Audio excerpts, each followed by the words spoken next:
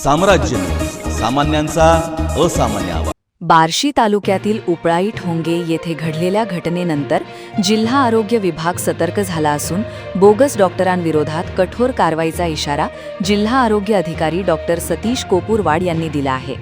उपळाई ठोंगे गावातील तानाजी नरहरी सुतार वय 58 यांचा बोगस डॉक्टरांकडून झालेल्या चुकीच्या उपचारांमुळे मृत्यू झाल्याचा आरोप नातेवाईकांनी केला आहे।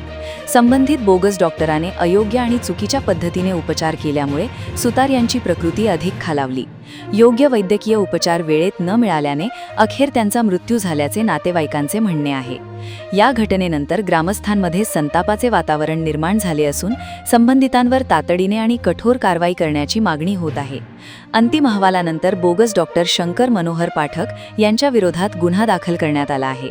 या प्रकरणामुळे ग्रामीण भागात विनापरवाना वैद्यकीय व्यवसाय करणाऱ्या बोगस डॉक्टरांचा प्रश्न पुन्हा ऐरणीवर आला आहे।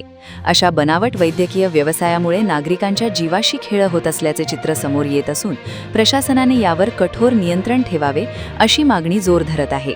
दरम्यान जिल्ह्यातील बोगस डॉक्टरांविरोधात व्यापक कारवाई करण्यात येणार असल्याचा इशारा जिल्हा आरोग्य अधिकारी डॉक्टर सतीश कोपूरवाड यांनी दिला आहे। माझं नाव डॉक्टर सतीश कोपूरवाड, जिल्हा आरोग्य अधिकारी सोलापूर।